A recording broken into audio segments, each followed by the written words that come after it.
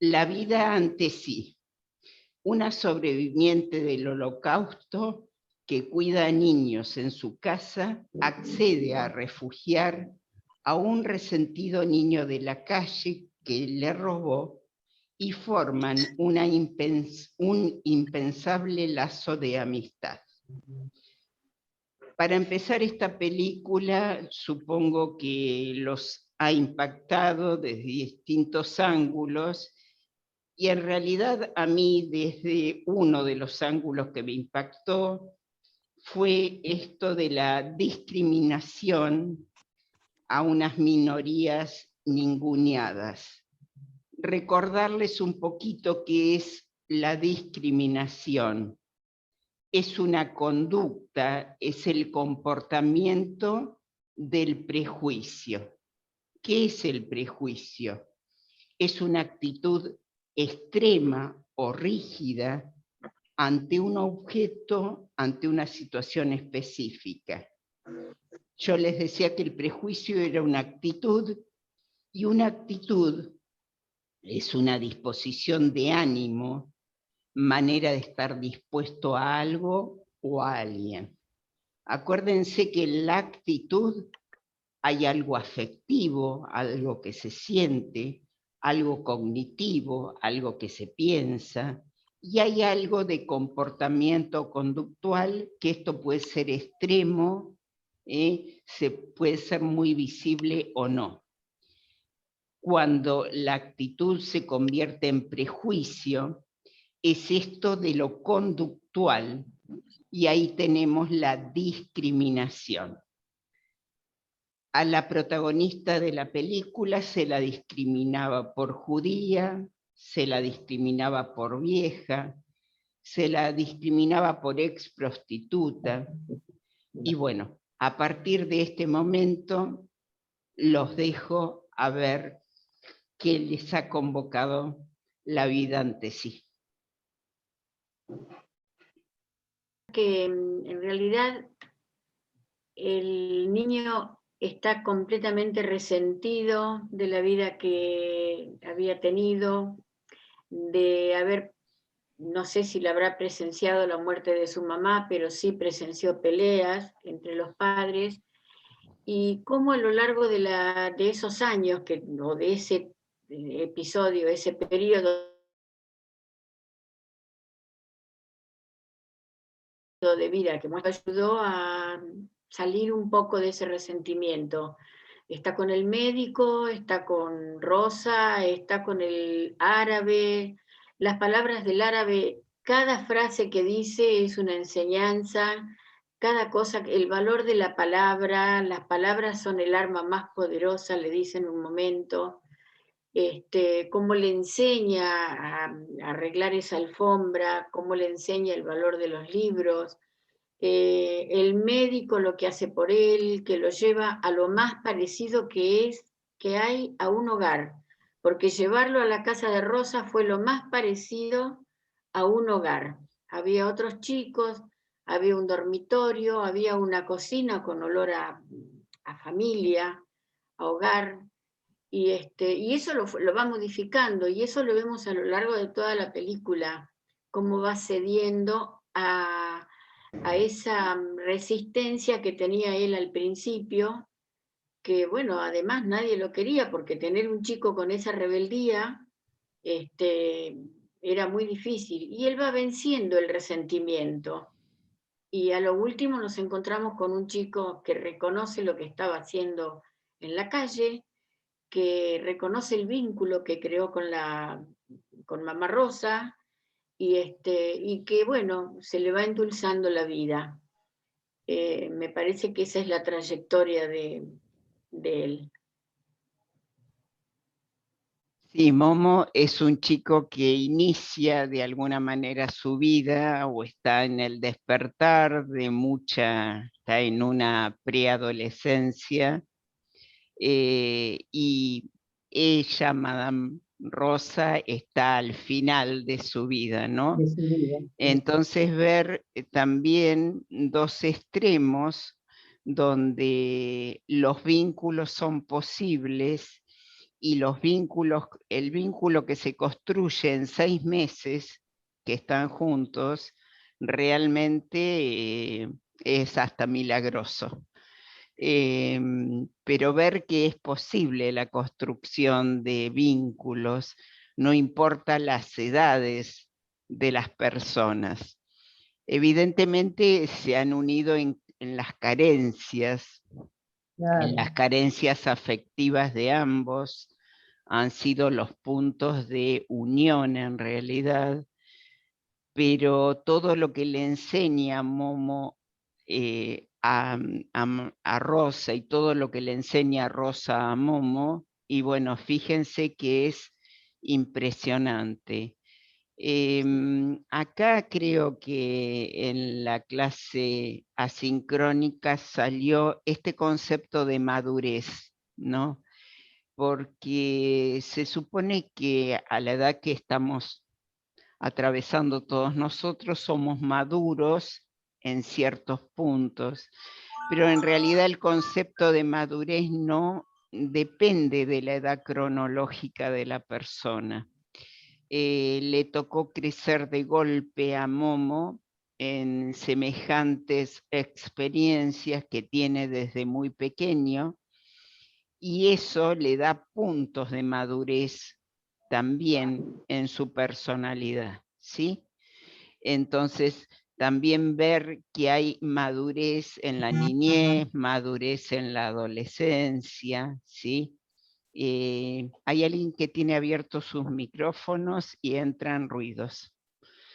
Entonces sería importante también rescatar mucho este concepto, que se puede ser maduro a los 10 años de edad, a los 20, a los 70, o se puede ser un inmaduro toda la vida también.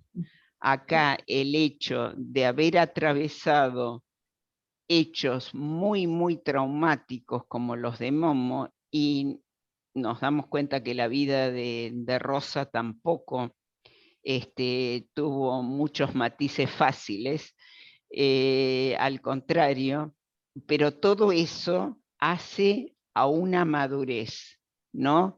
Hace algunos puntos que la persona, bueno, en un momento determinado se puede decir que es madura. Bueno, les quería dar ese concepto de madurez que me parece interesante, que no depende de la edad cronológica, sino que depende de los momentos de las personas y de acuerdo a sus experiencias y a sus historias. Sí, yo iba a agregar que coincido con las emociones de la película que comentaban recién mis compañeras, pero una de las escenas más fuertes donde él se sensibiliza más es cuando el amiguito se va con su mamá. Ujú. Cuando llega la mamá del amigo, que ve que la tiene, que existen, porque la de él no existe, y a él le parece que la vida es así, sueltos en el mundo, sin madre, y lo ve por la ventana y se le caen esos lagrimones, me pareció una escena muy fuerte. Bueno, Vamos a rescatar de Marta lo de la función materna, que es la que cumple Rosa en otro momento de la vida.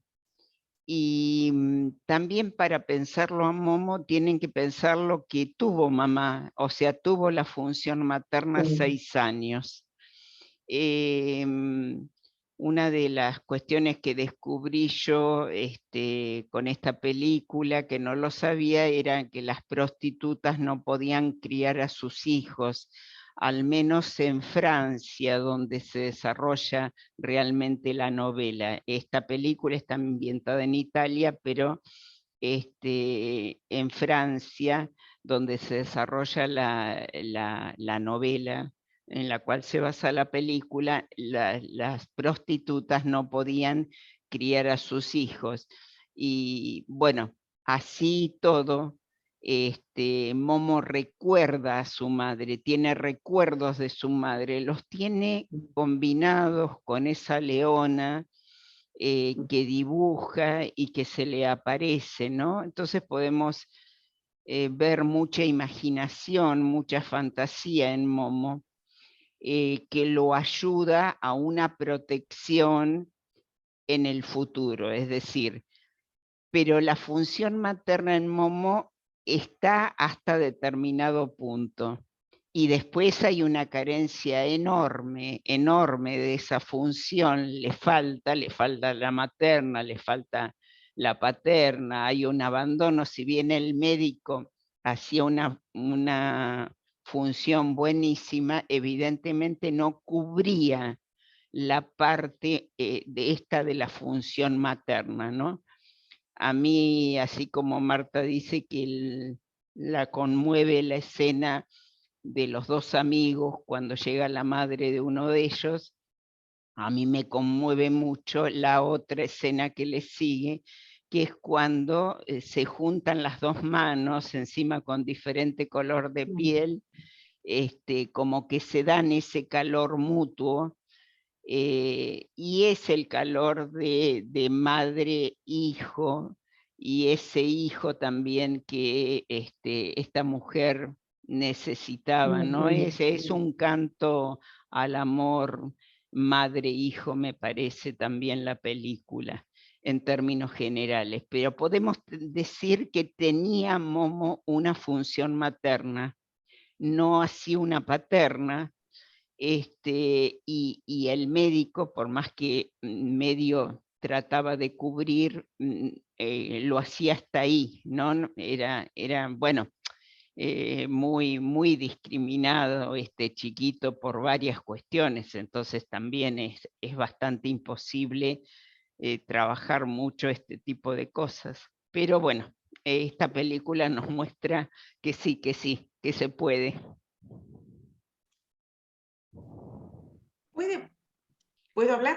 Y sí, no sé quién es. Bea, Mira, adelante, Bea. puede ser también que esa agresión de Momo puede ser el hecho de no querer encariñarse tampoco con ella, Claro, porque a su mamá la perdió. Entonces, otra vez volver a encariñarme con ella, encariñarme con los chiquitos que estaban ahí, el temor de volver a perderlos. O sea, por eso es también esa agresión y costarle tanto quererlos.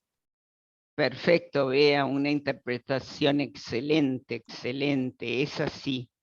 Es un gran temor a volver a perder ese afecto, como ha perdido a su madre, y evidentemente ni del amiguito se quería encariñar, que termina muy encariñado, también termina acostándose con el amiguito así, poniendo espalda con espalda, pero hasta este contacto físico.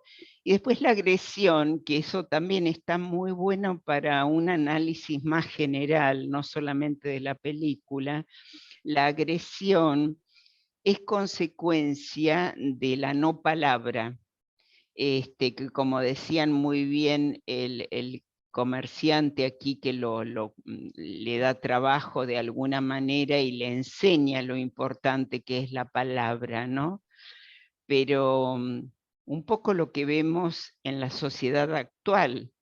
La agresión es consecuencia de no podernos poner de acuerdo desde otro lugar, que es la palabra, de acuerdo o estar en desacuerdo, pero se cambia la palabra por una conducta agresiva y por una conducta destructiva y por una conducta donde yo no estoy pudiendo manifestar ni mi bronca ni mi alegría. En realidad vieron que Momo tenía algunos momentos como alegres cuando consigue vender droga, cuando consigue la bicicleta, se lo ve, se lo ve eh, como sonreír, digamos, pero a su vez eso venía cuando anda, que salió de que le proponen la venta de droga y demás, el otro le da una piña, o sea, es una hostilidad permanente la que vive y una agresión permanente, ¿no? Porque también hay muchas formas de agresión. Vieron que en el colegio lo habían echado porque él había agredido, pero él habría agredido porque lo trataban de árabe o de musulmán o de, bueno, de lo que fuera, como algo despectivo, y volvemos a la discriminación, ¿no? Es decir, la discriminación lo que provoca es una agresión del otro lado también, porque generalmente son minorías y minorías que se tienen que defender, porque si no, evidentemente, y bueno, no subsisten para su supervivencia, ¿eh? Un mínimo de agresión es lo normal. Lo que pasa es que acá hay un exceso de agresión en reemplazo de la palabra. ¿Qué es lo que pasa, me parece, en la sociedad y en el momento actual? Estamos, en vez de ponernos de acuerdo o en desacuerdo con las palabras, vamos a la agresión, ¿no? No solamente la agresión física, sino fíjense, no sé si ustedes ven algún noticioso o algún programa televisivo donde nos muestran las noticias del día.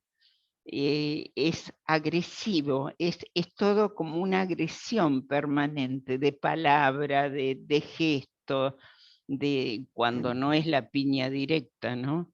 Entonces me parece que estamos en problemas ahí. En María el Cristina, tránsito hay agresión. Perdón. también, sí, vamos a Los María Cristina, bocinazos. tal cual. Quería comentar que nosotros con Marta Chiacharini trabajamos un tiempo en un jardín estatal donde teníamos incluidos chicos hogarizados, chicos del patronato. Y ahí pues veíamos, todo, yo cuando veía la expresión de Momo me recordaba de tantos chicos y cómo ellos también su frustración, la agresión, rompían a veces los dibujos de sus compañeritos, si alguno traía un chiche, o sea, ellos al no poder tenerlo, no importa, se rompía, ¿no? O sea, a veces costaba mucho trabajo. Así otros momentos no, otros momentos, bueno, comentábamos con Marta el hecho de cuando los papás estaban a la entrada y después tenían que retirarse y le tiraban besitos a sus hijos. Y había algunos que también querían, ¿no es así? Y querían dar un beso a esos papás, digamos, ¿no? Eran los suyos propios, pero bueno, en una forma también de saludo. Es difícil, realmente es una situación bastante difícil, ¿no? En esto de Momo, como ustedes dicen, lo vimos muy bien. No, quería hacer ese comentario nada más. Bien, bien, sí, no, lo que pasa es que la carencia afectiva provoca también esta cuestión, ¿no? Este gran temor, como decían por ahí, de encariñarse con algo porque evidentemente se le muere la madre, es un refugiado, es alguien que tiene que esconderse de alguna manera. La novela está ambientada en un barrio muy, muy pequeño, fuera de los franceses naturales, decía él, es decir, evidentemente como alejado, discriminado, todo esto, que esto es como una cuestión bastante natural para provocar una agresión muy fuerte en la persona y envidiar mucho esa situación de un afecto de alguien, o sea, muy amigo del compañero mientras no tenía mamá, después realmente no lo podía soportar, ¿no? Porque evidentemente era su gran falta. Entonces, esto le provocaba enojo. Vieron que tocaba la guitarra y en fin, trataba de distraerse cuando se iba el amigo, ¿no? Que bueno, ponen esa escena con lluvia, porque cada vez que nos quieren mostrar tristeza en las películas aparecen esos días grises, como el domingo acá, más o menos. Entonces es como una representación de una gran tristeza, pero bueno, que evidentemente muy natural en Momo por toda su vida, ¿no?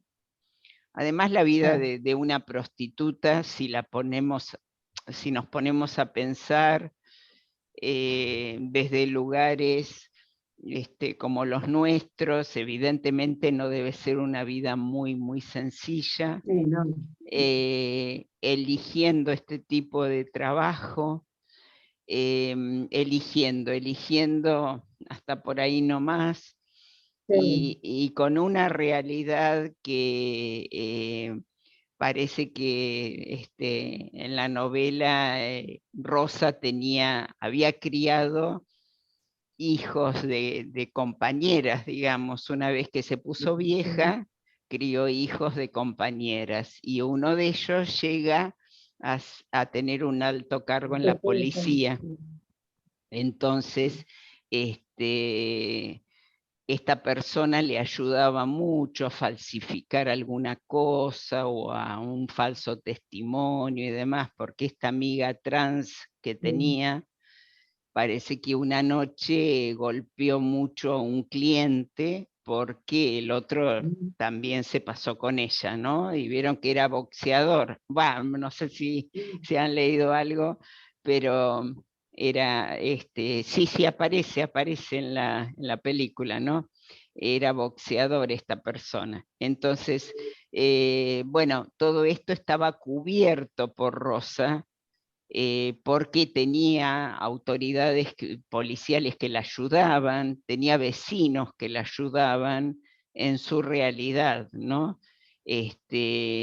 Pero digamos también que si pensamos en una vida de prostituta y que en determinado momento la prostituta está vieja para hacerlo, ¿sí? Fíjense cómo ella hace un salto cuidando a los hijos de las compañeras, porque estos chicos si no iban a servicio social y ahí se perdían, directamente las mamás los perdían, entonces las prostitutas preferían por poco dinero dejárselos a esta mujer, que por lo menos podían seguirlos a estos chicos y saber que estaban bien. De alguna manera se me cortó internet, pero creo que lo decían por allí, tener un calor de hogar, y sobre todo las madres, no, si bien no los podían criar, no los perdían del todo a sus hijos.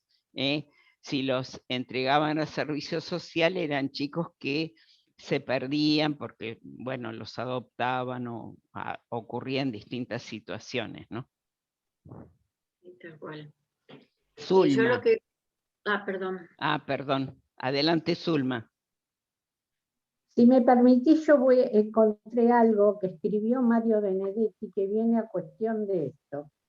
Y dice así: nunca quise ser eco, y sin embargo, nunca quise ser sombra, y sin embargo, nunca quise ser duelo, y sin embargo, no quise ser escarcha, y sin embargo, me arrinconó la vida.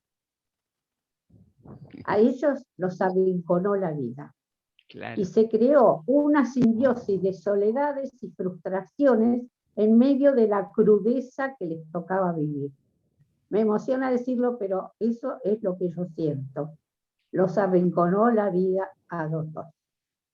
Hermoso, Zulma, muchas gracias. Coincido plenamente, los arrinconó la vida, pero pudieron salir del rencor. Ahora vamos, Norma. Marta, sí. Creo que quería completar algo, Marta.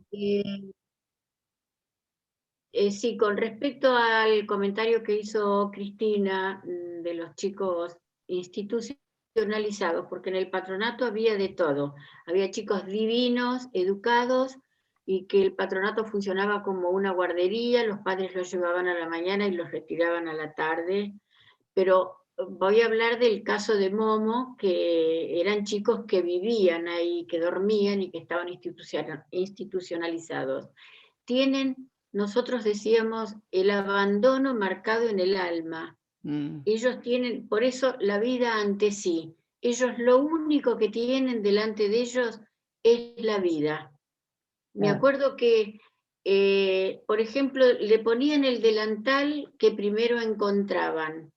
No era el delantal de ellos, el rosa o el rojo, o el que era a medida que iban. Entonces es como que se fueran despersonalizando, no tenían nada. El caso de Momo es lo mismo. Y en el caso de Momo, como en el caso de estos chicos, parece que tienen la ley de la selva. Ellos necesitan defenderse solos porque no tienen quien los defienda, no tienen padres detrás de ellos. Entonces, Momo, un bocho, inteligentísimo, conocía el mundo de la droga y tenía ¿cuánto? 11 años, 10 años. ¿Y cómo supo vender y cómo supo conocer los futuros clientes? ¿Y cómo supo reconocer, escarbar en el escondite donde iba ella? Son vivísimos. Tienen una escuela de calle terrible que les abre paso a la vida. Eso lo hemos visto en infinidad de chicos, sobre todo que se defienden con la vida ante sí sin ninguna herramienta, sin ningún apoyo paterno. Claro. Bueno, a mí me pudo mucho también la película, sí. Sí, después comentamos, a ver Norma, ¿qué querías decir para que no te quedes con la idea? Coincido con Zulma en este concepto de que la vida los arrinconó, ¿no? Son personajes arrinconados, es cierto.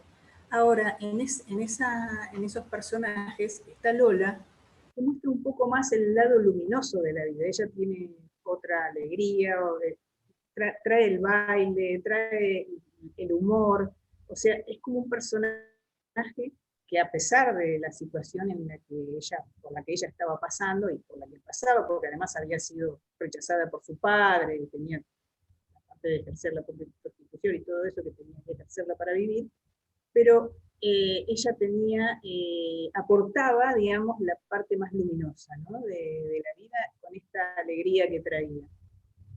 Bueno, en esto que dice Norma, tal cual, creo que es el personaje que nos muestra la otra emoción, que es la alegría, porque vieron que Momo y Rosa no salen mucho de una tristeza y de un cierto agobio emocional, ¿no?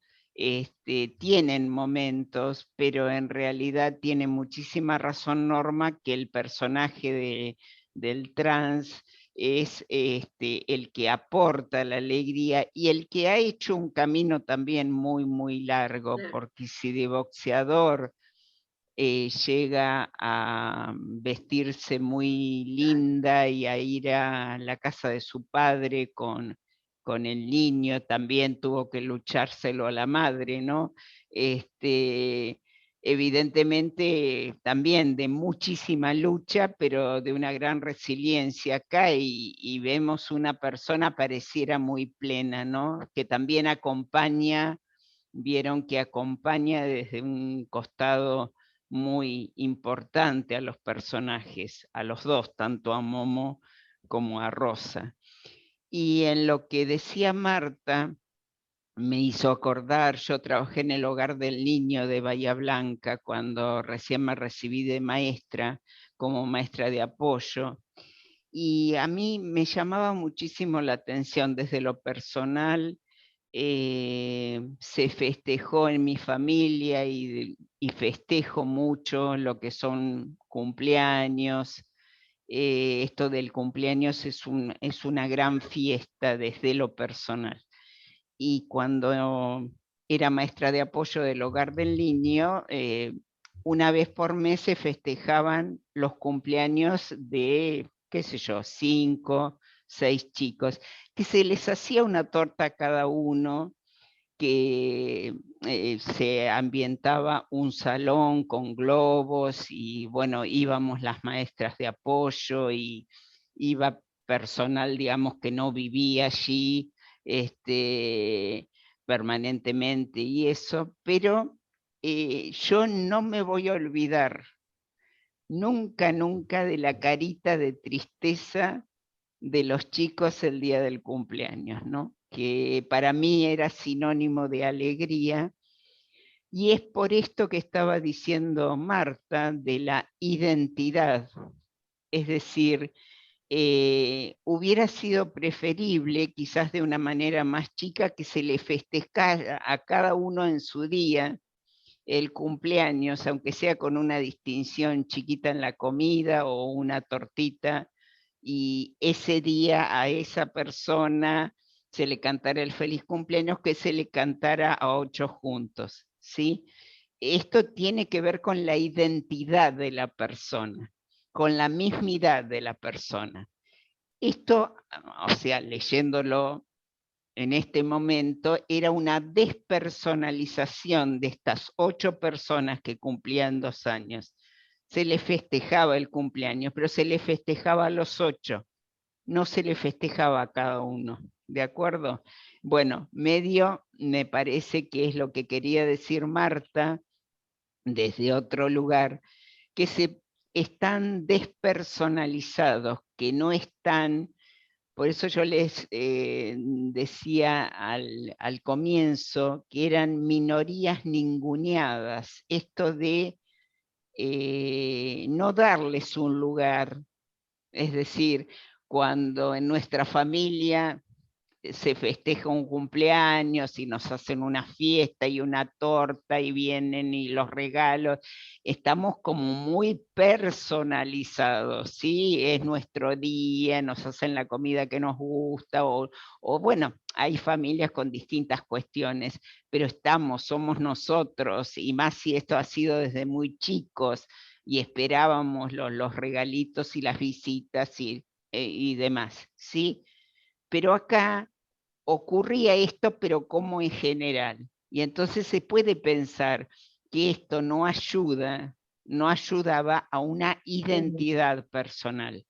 Sí, una identidad por ahí bastante colectiva. Bueno, todos los que habían cumplido en mayo tenían ese día, que era un sábado, recuerdo, tenían el festejo, ¿no?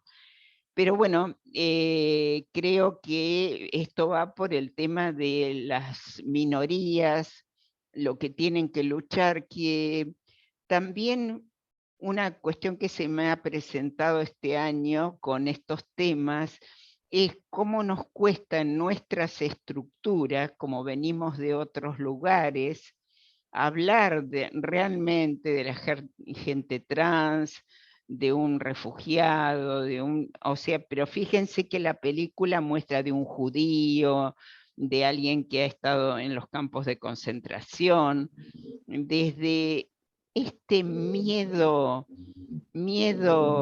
como les digo, bastante esencial en esas personas, ¿no? Un miedo de que se vuelva a repetir, el abandono, la persecución. Ella tenía miedo de lo médico, ¿vieron? Porque habían experimentado, que sabemos que experimentaron con los judíos, por ejemplo. Entonces, ¿cómo no va a tener la persona, y más si la vivencia en edad temprana, estas cuestiones de tener un miedo que a ver, no se le va nunca? O sea, esto podrá vivir mejor o peor. Esas ausencias que tenía esta mujer indicaban que esto, bueno, era terrorífico lo que había vivido, ¿no?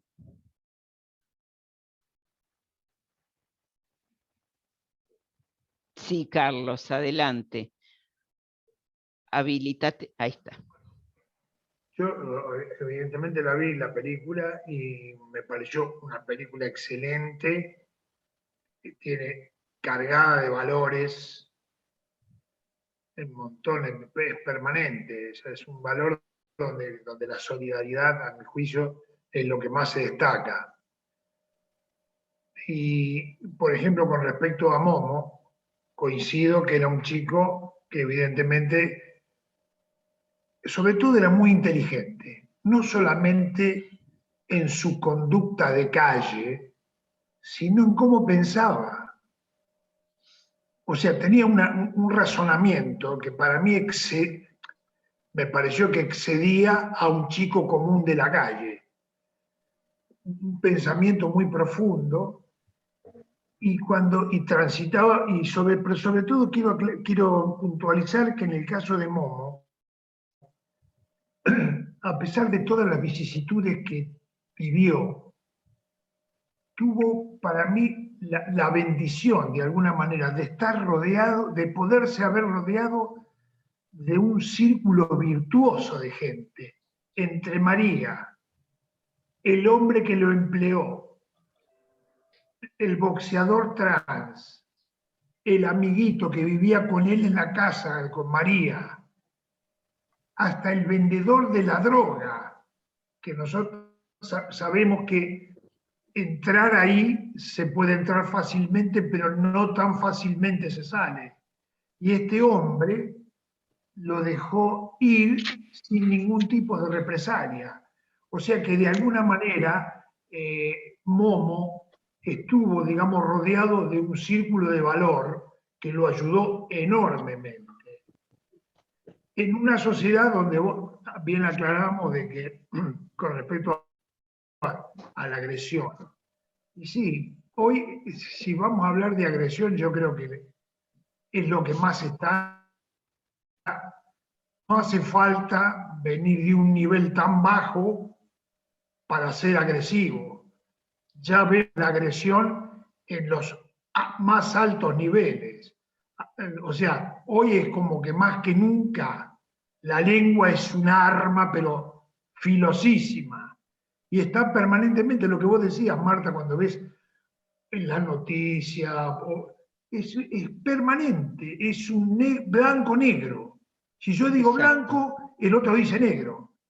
Y es como que el sentido común se fue. No impera, pero de alguna forma es una forma natural de responder. Y en ese contexto, sobre todo para chicos como Momo, es difícil. Es difícil, por eso creo, y lo valoro mucho, donde él pudo, digamos, reacomodar su vida. Porque en lo que nosotros vemos en general es eso. Vemos que es como que pensamos no tiene futuro. Es como que no hay futuro para esas personas. Y la película nos muestra efectivamente que sí hay futuro. Sí hay futuro. Lo que hay que cambiar es de actitud. Exacto. Bueno, gracias Carlos. Realmente Carlos ha hecho, ahora vamos Graciela, ha hecho una síntesis muy significativa de las personas significativas que rodearon a Momo, que es muy inteligente el personaje.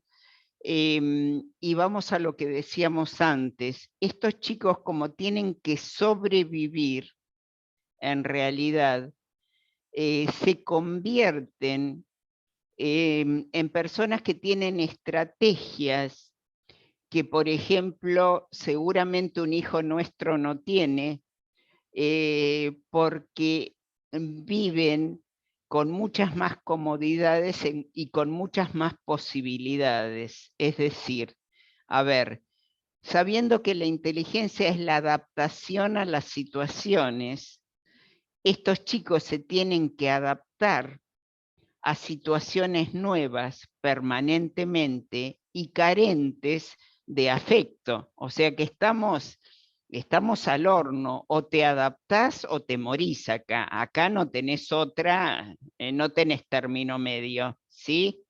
Entonces, muchas veces ustedes deben haber escuchado o nos ha pasado llevando a nuestro hijo un día de muchísimo frío, como está haciendo en este momento, cuando llevábamos los chicos a la escuela, ver en una esquina a chiquitos descalzos, con mocos y con mucha más defensa, hasta física, que los nuestros, que iban calentitos, abrigados y habían desayunado. Entonces, seguramente los nuestros se enfermaban o se resfriaban por el poquito frío que tomaban, y estos chicos de la calle no lo hacían. O sea, hay defensas como de otro tipo, hasta orgánicamente hablando. Y esto es lo que decía Carlos. Y a Momo se le presentan todas las figuras que presenta la película, hasta el vendedor de droga, porque en realidad el vendedor de droga le da algunas pautas de lo que es un trabajo. Alguna cuestión que él tenía que entregar todo el dinero, supónganse, a una cierta estructura, un cierto cumplimiento, cada tanto tenía que llevar lo que recaudaba. Es decir, esto de estructurar a la persona, que se estructura con un trabajo, ustedes me dirían qué trabajo, ¿no? Pero en realidad le brinda. Y es como bueno, como dice Carlos, no es muy fácil salir, si uno es vendedor de drogas, salir de esta cuestión. O sea, ahí lo presentan muy amoroso, porque acá presentan otra carencia del vendedor de drogas. ¿Qué le faltaba a él también? O cómo llega a ver a Momo como un hijo en determinado momento, cuando le ofrece el refugio de su casa, que se quede allí porque ya Rosa está enferma, ¿entienden? Entonces también cubría alguna carencia de otro tipo en el vendedor de drogas. Pero acá también viene el gran concepto de resiliencia. O sea, si uno encuentra personas significativas, porque acá podemos suponer que tuvo una buena madre, Momo, pero muy poco tiempo, no tuvo padre, ¿sí? No tuvo padre, no tuvo función paterna significativa, o tuvo un padre, digamos, muy agresivo, que llega a matar a la mujer, ¿no? Así que, bueno, con algunas características particulares. Pero después se encuentra el médico,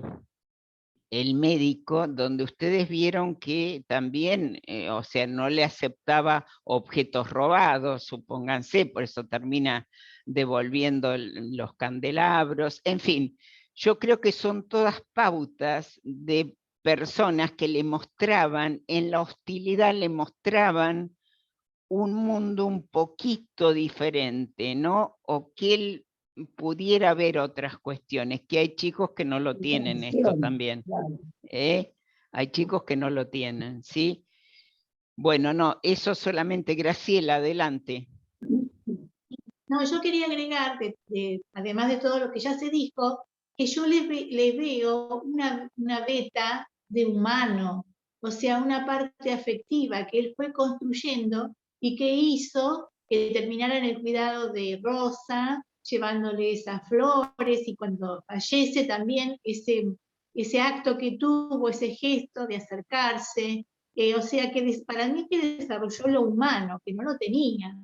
O sea que ya venía con una beta de afecto que lo pudo construirse y terminó con el afecto que pudo demostrarle a Rosa, ¿no? Que cumplió la función de madre, de padre, de amigo, todo. Así que bueno, Muy bien, Graciela. Sí, cumplió todas las funciones, está muy bien. En esto también, como él primero no la quiere a Rosa ni quiere vivir allí. Y es esto también tan negativo de una persona que le falta el afecto, que le falta el amor. Y también la primera reacción en el tema de la adopción, no sé si alguno tiene algunas ideas sobre estos temas de adopción, cuando se adoptan los chicos muy chiquitos, pero lamentablemente es poca la posibilidad de chicos muy chiquitos, pero cuando se adoptan chiquitos un poquito más grandes, ¿cuál es la primera reacción ante los padres adoptivos? Y es de mucha agresión generalmente al principio. Es medio como Momo cuando entró a ese hogar. una que no quería de alguna manera, y esa agresión cuando se empieza a pasar de este chiquito que se adopta, y se empieza a pasar cuando empieza a conocer que le están dando un amor que en realidad no han recibido cuando estaban institucionalizados, o sea, cuando empiezan a comprobar que en realidad se porten como se porten, estos papás son pacientes y le brindan amor y bueno, y entonces es todo un trabajo, cuanto más grandecitos son, más trabajo es, ¿sí? Pero la primera reacción es de agresión también, o de broncas, o de enojos, o llamamos al juez, o en fin, o sea, no es muy fácil esta tarea. Por eso admiro a los papás adoptivos siempre, porque realmente la tarea de ser padres no es fácil, pero los papás que adoptan un chiquito, yo creo que tienen una tarea que hay que aplaudirlos con el alma, porque tienen como una doble o triple o cuádruple tarea en un montón de cuestiones. Así que bueno, felicitaciones para ellos. No sé por qué me metí en la adopción, pero por ahí me hizo acordar. Sí, Noemí, adelante. Tenés que habilitarte. No, Marta, no, Amar, terminé el concepto que querías decir, Marta. No, eso era que me hizo acordar a algunos casos que conozco donde la adopción de chiquitos de una determinada edad, ya no de bebitos, ¿no? Porque esto, bueno, se maneja de otra manera. El principio era medio como él lo lleva al médico a lo de Rosa y en realidad considera que es una posilga donde lo van a llevar, que es algo desagradable, o sea, no piensa nada en positivo, o sea, incluso hasta lo ubica físicamente en un lugar más feo que al resto, ¿no? También no contribuye mucho ella para que se le salga esa idea de entrada, digamos. Pero bueno, es todo un proceso también, es todo un proceso. Así que no, eso era la idea, Noemí. Adelante vos, por favor. Bueno, no, yo quería mencionar una parte de la película que realmente me emocionó muchísimo, que es cuando él va a buscarla al hospital para rescatarla, y por el hecho de poder cumplir con la promesa que le había hecho. Bien. O sea, que ahí descubre lo que es el valor de la palabra. Perfecto. Esa escena cuando él arrastra realmente esa silla de ruedas y realmente quiere cumplir con esa promesa, para mí fue una parte también muy, muy emotiva.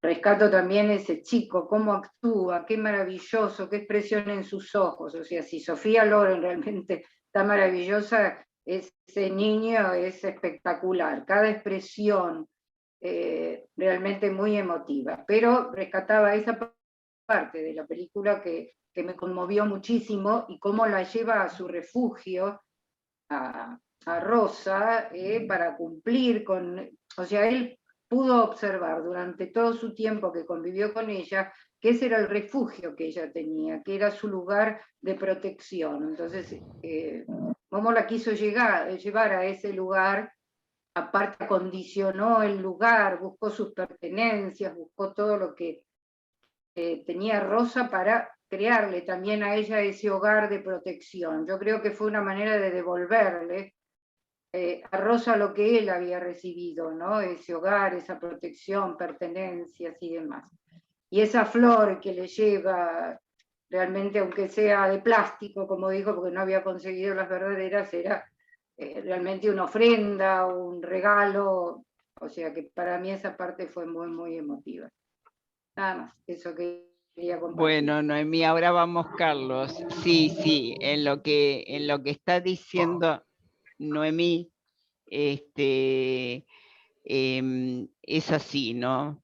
Creo que acá también podemos, hablando de agresión y de palabras, fíjense lo que decíamos antes, lo que yo no puedo expresar de otra manera, que precisamente en la actualidad se trabaja mucho con esto, ¿no? ¿Qué quieres decir? ¿Qué te pasa? Un chiquito que lo pueda expresar, porque si no lo pone en movimiento y agrede, es decir, no sabe cómo. Esto bueno, muchas están haciendo cursos sobre emociones y demás, pero es canalizar esa bronca, que no es necesario pegarle una piña al otro para expresar ese enojo.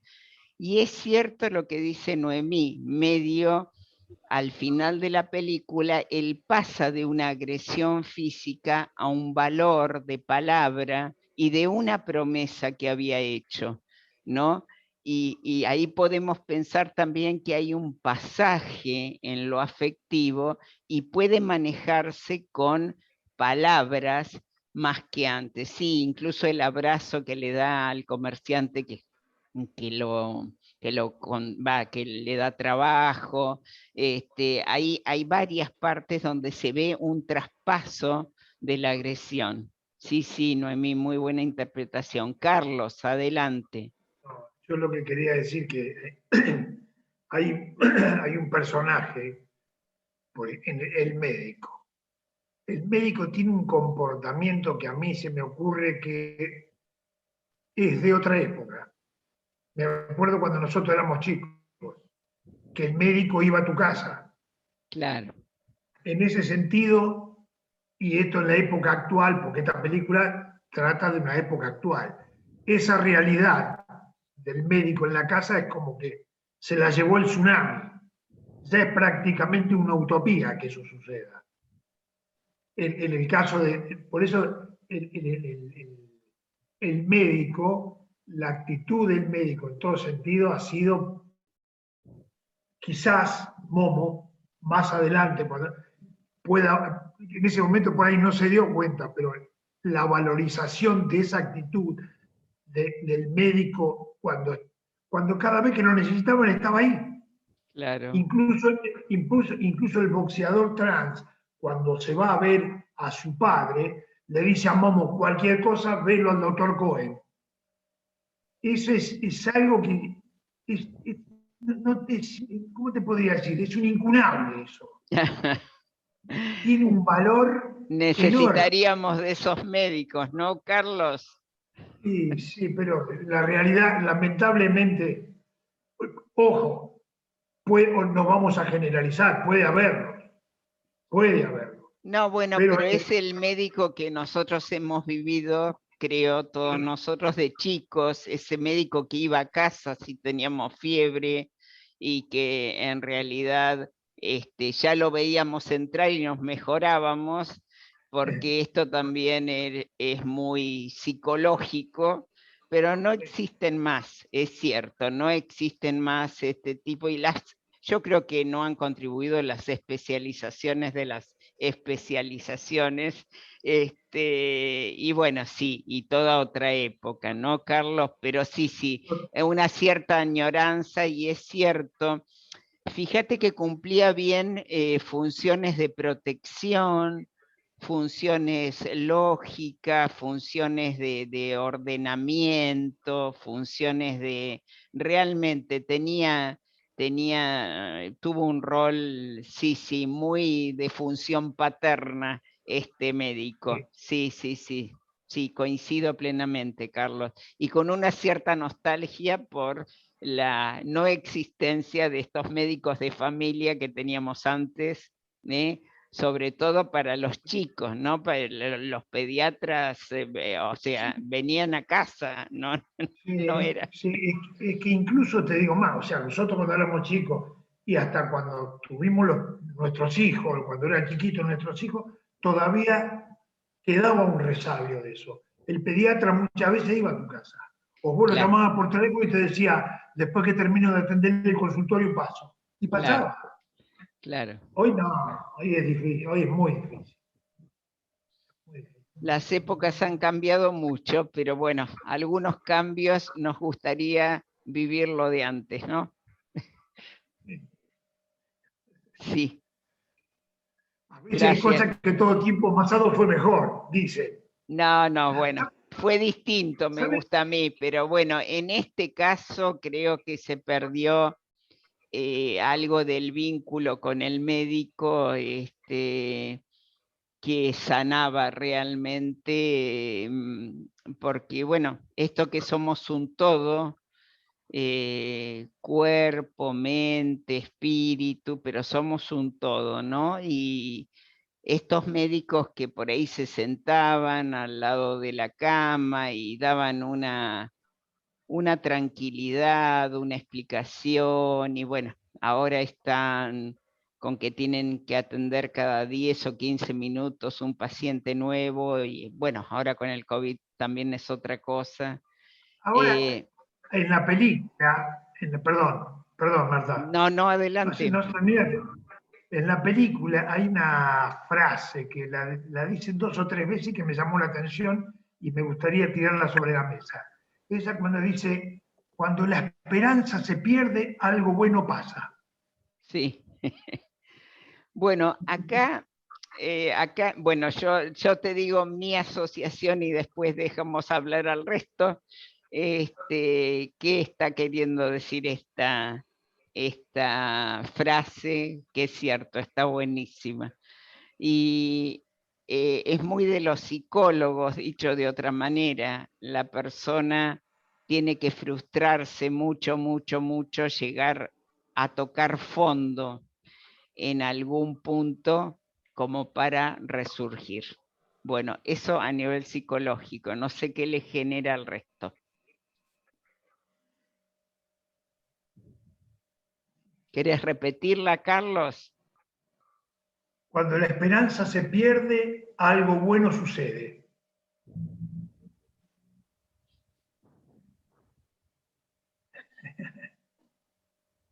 No sé Parece si que se han siempre es así. quedado pensando, a ver, ¿qué le sugiere? ¿Qué le Y tal vez sugiere? puede ser que ese algo bueno sucede, es ya cambiar el rumbo en la búsqueda de eso que se estaba buscando. Es decir, uno fue, hizo, no se cumplieron las metas, bueno, ya no hay posibilidades, tengo que empezar por otro lado. Y ya ahí es algo bueno, ya cambiar la óptica. Está bueno, Bea. Es lo único que se me ocurre Pilar. que puede... Disculpe, Marta, quisiera decir algo. Marta. A mí esa, Un momentito, ahora a mí vamos, esa Liliana. Ahora vamos. Escuchamos a Pilar y vamos a Liliana. Sí, cómo no. A mí esa frase me sabe a como que renacemos como el ave fénix, ¿no? Llegamos a las cenizas, nos damos cuenta de repente de muchas cosas que pudimos haber hecho y en su momento estábamos en medio de una vorágine que no nos dejaba pensar. Cuando nos damos la cabeza contra la pared, por decirlo de alguna manera, ahí es como que comenzamos a reaccionar. Es como, por eso digo, como renacer como el ave fénix, comenzar a ver desde otra perspectiva tal vez los mismos problemas, pero ir encontrando soluciones, ir encontrándole la vuelta, diríamos. Era eso. Buenísimo, Pilar, me encantó. Vamos, Liliana, después vamos, Norma. Liliana. Sí, yo lo interpreté como una reducción de las expectativas, porque yo creo que, bueno, yo no soy psicóloga ni mucho menos, ¿no? Pero tengo la sensación de que a veces uno tiene como demasiadas expectativas y por lo tanto después se frustra por cuando cumplir, ¿no? Entonces me parece que cuando uno reduce sus expectativas, tiene más posibilidades de aceptar lo que venga como algo mejor, digamos, ¿no? Eso en cuanto a la frase, bueno, es la interpretación mía, ¿no? Pero lo otro que quería comentar en relación a lo que se habló hace un ratito, yo tuve la ocasión de conocer una familia con dos hijos que por circunstancias adoptó un niño, creo que tenía él 7 años, venía de una institución de menores, y Y bueno, recuerdo que una de las cosas que nos comentaban era que el niño también tenía una actitud muy agresiva. Yo cuando vi la película recordé mucho a este muchacho en la figura de Momo. Resulta que, por ejemplo, se sentaban a comer y él comía muy poco, pero después cuando todos se iban a dormir, él sentían pasitos y él iba hacia la heladera y ahí sacaba comida y comía básicamente en la oscuridad porque a él lo habían rescatado de la calle y estaba acostumbrado a que con su bandita, digamos, cuando no tenían que comer, ellos robaban, ¿no? Y fue muy difícil para ellos sacarles esa costumbre porque él no estaba acostumbrado a comer en una mesa, estaba acostumbrado a comer escondidas, ¿no? Entonces, bueno, me vino mucho la imagen de este muchachito con la película y por eso quería compartirlo, eso es todo. Bueno, muchas gracias por lo que compartiste, por la interpretación de la frase también, está muy bien. Norma. Sí, a la frase sí, pero si la persona que pierde la esperanza no pone las cosas afuera, si se pregunta acerca de cuánto tiene que ver con esa que se terminó la esperanza. Creo que a partir de ahí sí se puede, digamos, avanzar. Si lo pone afuera, no. Me parece que no. Perfecto, Norma, perfecto. Esto Norma, no sé. Sí, perdón. Sí, no, me parece que estás hablando de mundo interno y mundo externo, o sea, todo lo que hablamos hoy, por ejemplo, de prejuicios, yo puedo decir mucho que acepto a las personas trans, pero lo puedo decir de la boca para afuera, y internamente no aceptarlo. O sea, es esto, me parece lo que estás diciendo. El verdadero cambio o la verdadera profundidad está en todo un cuestionamiento interno y una corrida de posición interna, ¿no es cierto? Nosotros no está con decir solamente algo o por quedar bien o porque se usa o porque no podemos decir otra cosa en este momento. Una cosa es ponerlo en duda, poderlo discutir, otra cosa es ser un verdadero cambio. Por eso esto de los prejuicios, esto de la discriminación, es muy del mundo interno de la persona. Es decir, no está solamente en hacer una declamación de que yo estoy de acuerdo con, ¿no? Porque me puedo estar incluso engañando a mí misma. Es decir, esto requiere un análisis como muy, muy profundo y un desaprendizaje también en muchos temas. Claro, Entonces, por eso es que los cambios culturales no son de un día para el otro. no, O sea, no. a largo plazo. Te pueden poner una ley, pero por más que esté la ley, se tiene frente a estas cosas, ¿no? Se tiene que dar todo un cambio cultural que lleva tiempo. Que lleva tiempo, y por ahí creo que cuando se me cortó también se estaba hablando del respeto. Yo creo que también por generaciones nos tenemos que respetar mucho estas cuestiones. ¿Qué significa respetar? Si nosotros en este momento, a mí me costaría dar una clase con les o con le en vez de con la y con él. Entonces, también se tiene que comprender por generación, por momento histórico-cultural, que nuestras generaciones, yo me lo cuestiono, pero de ahí a que pueda incorporarlo a mi vocabulario, es probable que me muera antes. Entonces, es una cuestión de proceso, es decir, por eso yo no puedo, nunca, esto pasa mucho con los pacientes, ¿no? Cuando reclaman, supónganse, están de duelo, y yo escucho mucho esto, bueno, Marta, pero yo quiero estar bien, quiero estar contenta, bueno, es un proceso el duelo. Bueno, pero vos decime, ya dentro de 2 meses voy a estar bien. No tengo la menor idea de cuándo va a estar bien con ese tema, porque por otro lado los tiempos son personales, no tengo tiempos para los duelos de ninguna especie. Entonces, es muy difícil, y acá lo podemos unir con lo de las expectativas de las frases, ¿no? Es decir, todo requiere un proceso. Si a ustedes les parece que hay un cambio de un día para otro de cualquier cosa en ustedes o en otra persona, se están equivocando. Es todo un proceso. Salir de algunos lugares es un proceso que probablemente, desde lo personal lo pienso así, nos lleve toda la vida poder salir de algún lugar de que hemos aprendido otra cosa, que hemos vivido otra cosa, que tenemos otro vocabulario. Entonces, yo creo que acá, hablando de no agresión y hablando de respeto, en realidad, así como nosotros tenemos que respetar un joven que nos hable con la letra E, lo tenemos que respetar, ellos nos tienen que respetar que quizás nosotros no podamos hacerlo.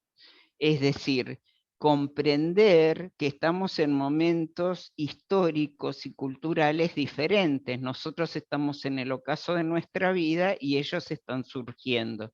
Entonces hay diferencias, ¿sí? Donde nosotros 70 años de aprendizaje de una cosa y bueno, no podemos cambiarla de un día para otro. Es imposible. El que les diga que él cambia, les está mintiendo, ¿sí? Está en apariencia quedando bien porque no puede decir otra cosa. Sí, María Esperanza.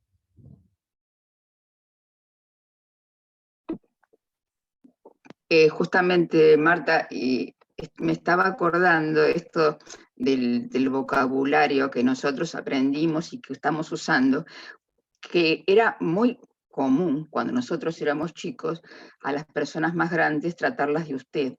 O sea, era la primera sensación que teníamos, digamos, que teníamos que aprender 2 idiomas, prácticamente, 2 formas de relacionarnos. Mi mamá, a su mamá y a su papá los trató de usted hasta que se murieron. Yo no, porque yo era, no sé, me permitieron que la tratara de vos a mi abuela, pero de todas maneras mi mamá no lo hizo, digamos.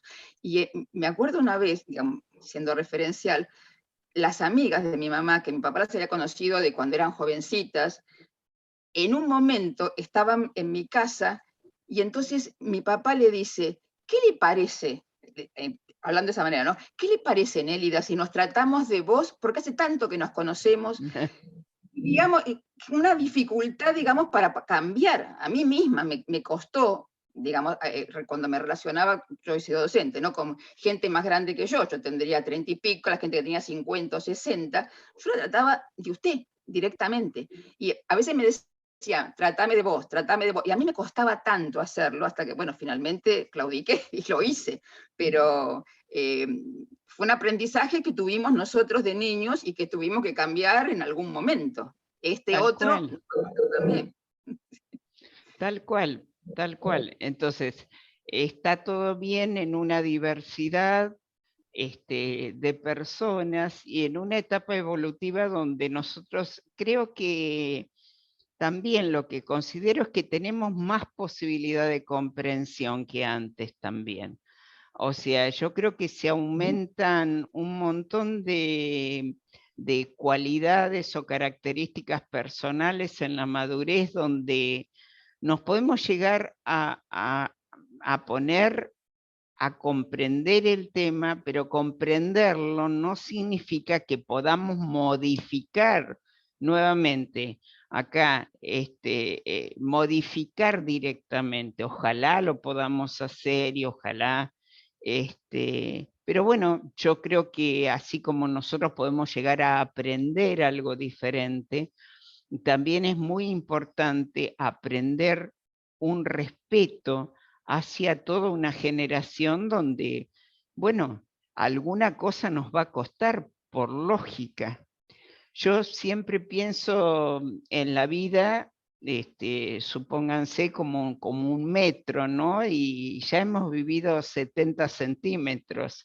Ojalá lleguemos a los 100, pero en realidad hemos vivido mucho. Entonces, en ese vivir mucho, tenemos muchas experiencias, muchas vivencias para un lado. Entonces, realmente hay que desaprenderlas, hay que entender que estamos en otro momento, ver otra normalidad, es decir, porque desde lo personal hasta alguna cosa se me enseñó como anormal. Entonces, poder salir de algunas categorías, y bueno, es algo que cuesta, ¿no? Es algo que cuesta, pero bueno, hay un punto que quedó en la clase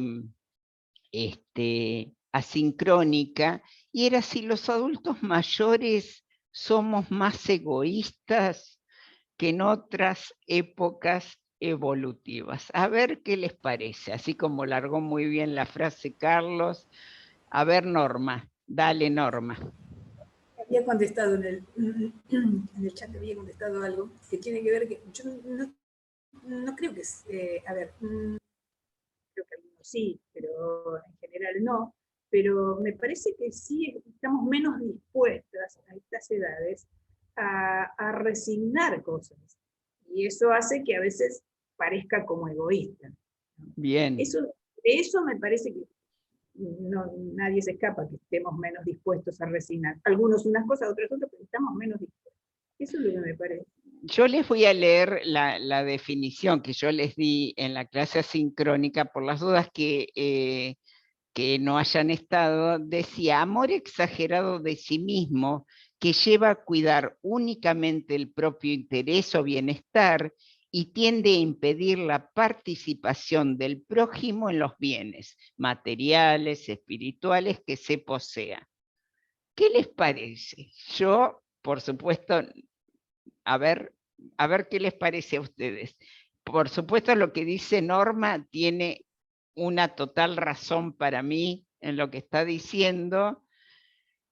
En esta definición de egoísmo que yo les señalo, se las vuelvo a leer: amor exagerado de sí mismo que lleva a cuidar únicamente el propio interés o bienestar y tiende a impedir la participación del prójimo en los bienes materiales, espirituales que se posea.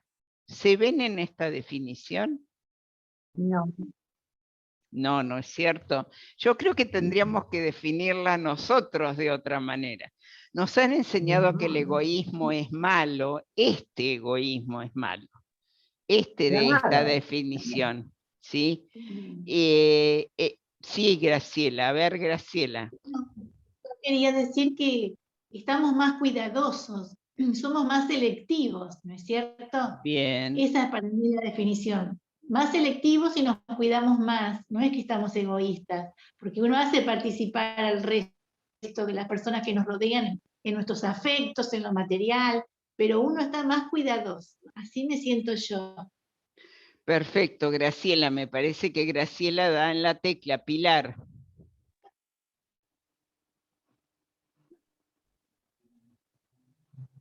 Recuerdo en la clase asincrónica yo había puesto que podríamos mirarlo desde otro punto de vista, de ser un poco más altruistas con nosotros mismos, porque la palabra egoísmo tiene muy mala prensa, por más que sea por nuestro propio cuidado, que eso redunda en beneficio en determinadas edades, en beneficio de toda una cantidad de gente que nos rodea, ¿no?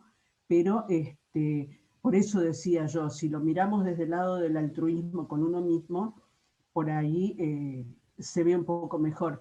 Y esa es una frase de Momo, porque él lo que quería era que se casaran Rosa y el médico. Claro. Entonces, como él no lograba nada, entonces por eso él sacó como conclusión de que porque eran viejos eran egoístas. Pero claro, en nuestra vida cotidiana me parece que seamos un poco más altruistas con nosotros mismos.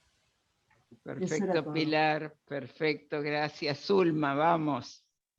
Sí, yo lo que quiero agregar es lo siguiente, hablando de la esperanza, que después sucede algo bueno.